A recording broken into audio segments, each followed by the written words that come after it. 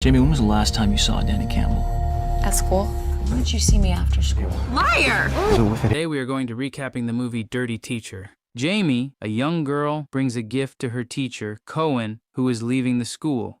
Cohen commends Jamie for her excellent marks and predicts a bright future for her in higher grades. Encouraging her, Cohen assures Jamie that if she continues to work hard, she will have the opportunity to attend any college she desires. Curious about her replacement, Jamie inquires about the new teacher, Matson.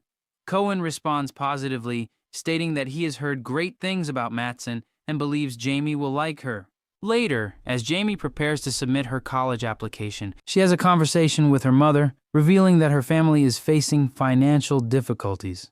Her mother explains that they need to borrow money from her college funds to prevent the bank from taking their house. Frustrated with her parents, Jamie decides to leave home and seek solace at Danny's house.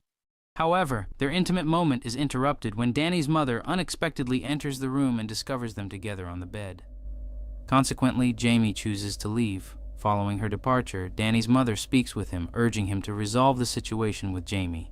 Danny becomes angry with his mother when he discovers that his father is the one who fired Jamie's dad. Danny's parents want him to attend Stanford, so they need him to study hard. The following day, Matson introduces herself to the students and gives them an exam on her first day, stating that she is following Cohen's curriculum. After class, Matson approaches Danny and asks about his grades and how he is doing. Matson tells Danny that he needs to maintain his grades to stay on the baseball team. Danny asks Matson if she can meet with him after school to discuss his grades, and Matson agrees. After school they talk, and Matson asks if Danny has a girlfriend. Danny immediately responds that he does and praises his girlfriend. Matson begins to like Danny, even though he is already in a relationship. She also offers to teach him how to write his paper. Before Danny leaves, Matson tells him that she has free time on Thursday after school and can help him with his upcoming midterms. Danny declines the invitation because he wants to spend time with his girlfriend on their anniversary. Matson offers to help Danny with his paper and asks for his number. Meanwhile, Jamie is dealing with her father's fight with Phil and manages to separate them. The next day, Jamie receives a C mark on her paper and asks Matson why. She needs a good grade for a scholarship and wants to make it up. Matson gives her another paper to do by tomorrow, causing Jamie to feel anxious. Matson asks Jamie what's wrong and what's more important to her. Jamie decides to prioritize her college and agrees to do the paper. Later, she tells Danny about it and he gets annoyed, saying that grades aren't important. Jamie snaps back and brings up her family's economic situation.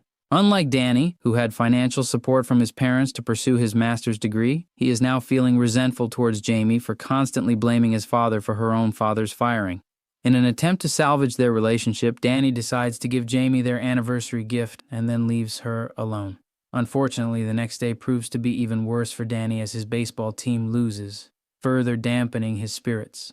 To make matters worse, he cannot even look forward to their anniversary celebration as Jamie needs to redo her paper in order to achieve good grades. Jamie's father is facing disappointment in his job search.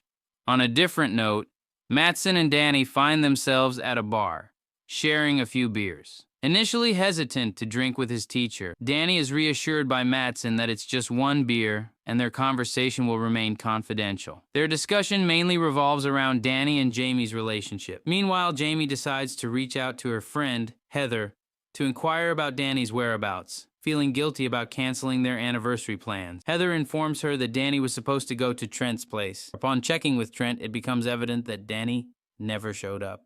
Matson provides her address to Danny in case he needs extra tutoring. At school, Jamie inquires about Danny's whereabouts the previous night, and he responds that he went to Trent's place. Danny and Jamie are then invited to a weekend party, which they both accept. Jamie apologizes to Danny for ruining their anniversary and expresses her desire to make amends.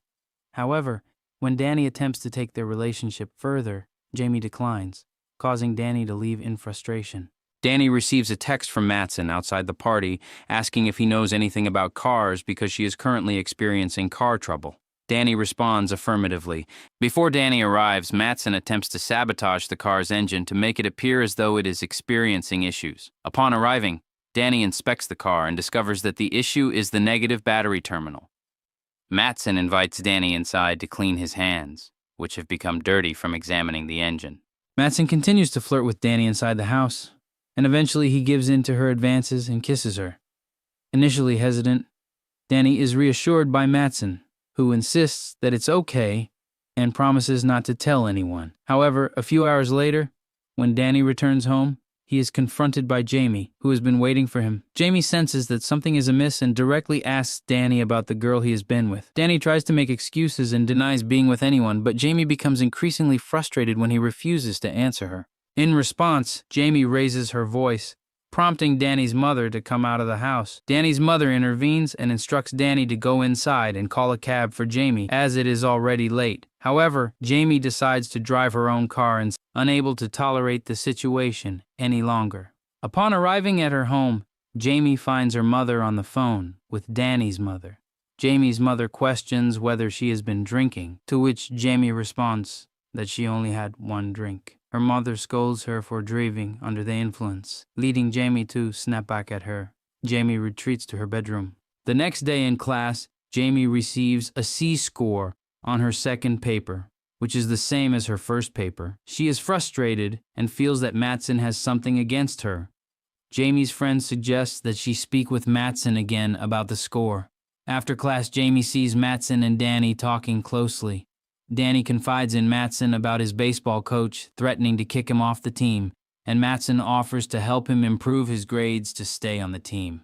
Matson relates to Danny's struggles and shares her own experience of losing her foster mother to suicide. Later, Jamie confronts Danny about Matson's unfair grading and how it affects her. Danny questions why Matson would do that, but Jamie responds with irritation.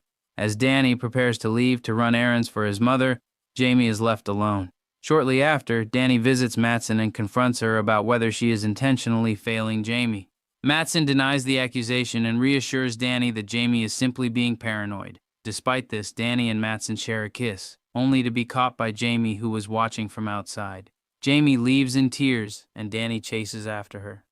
Jamie's mother inquires about the situation, but Jamie brushes it off sarcastically. Matson battles with her inner critic, deteriorating her mental state. Determined to fix things, she confesses her grading mistake to Jamie, who sarcastically dismisses her attempt. Matson confides in the headmaster about Jamie's behavior, but insists on handling it herself for a potential compliment. Meanwhile, Danny learns of Matson's intentional failure and ends their relationship. Jamie suggests discussing their own relationship after Danny ends things with Matson. Danny asks Matson to meet at the park, bringing a glimmer of happiness, but her inner voice cruelly reminds her that no one will want her. Matson ignores her and goes to the park. At the park, Jamie starts to flirt with Danny.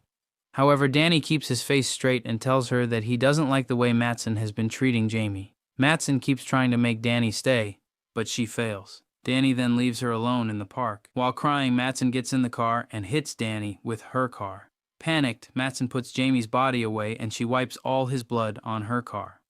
Afterwards, Matson goes to Jamie's house. She puts Danny's blood on Jamie's car quietly without Jamie's awareness. Meanwhile, Jamie approaches his dad outside her house because she thinks she hears something. Jamie's dad assures her that no one is outside. Therefore, they fail to catch Matson, who is trying to fake evidence. The following day, Matson goes to an auto repair shop to clean the blood in her car. The repairman says that he can repair it fast as long as she can pay him more. Matson agrees. The following day, the police are talking with each other about the case of teenagers who was found dead in the park. At Jamie's house, she tries to reach Danny a few times, but she fails. After a few moments, her mom informs her about a call from the police department, revealing that they have discovered a body belonging to Danny. Consequently, Jamie and her mom are requested to visit the police station. Upon their arrival, they encounter Danny's parents, who immediately hold Jamie responsible for their son's fate. A potential altercation is narrowly avoided as the police successfully intervene and defuse the situation. Subsequently, the police conduct an interview with Jamie, inquiring about her interaction with Danny during the incident. Jamie discloses that Danny had mentioned his intention to visit her house. After breaking up with his girlfriend Matson, Jamie is surprised when the police ask him about the proof of his teacher's relationship with her student Danny. Later, the police interview Matson at her house, where she denies having any special relationship with Danny and claims that it was all Jamie's accusation. She tells the police that she made the accusation because of Jamie's change in behavior in the past week. The police ask for an alibi, and she says she was at the movie theater when the incident happened. The next day, the police search Jamie's house for evidence.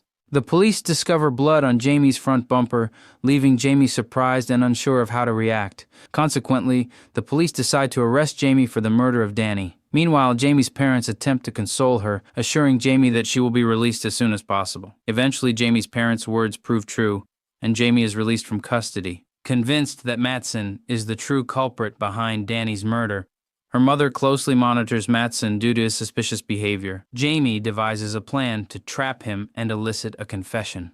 Under the cover of night, Jamie sneaks out of her house and heads to Matson's residence. Just as Jamie is on the verge of successfully recording Matson's confession, Matson finds out and tries to kill her. Fortunately, the police arrive just in time and apprehend the culprit. It is later revealed that this individual has a history of similar incidents and is connected to a student scandal. Despite this, the following day, Jamie receives an acceptance letter from Whitendale University, successfully securing her spot at her dream institution.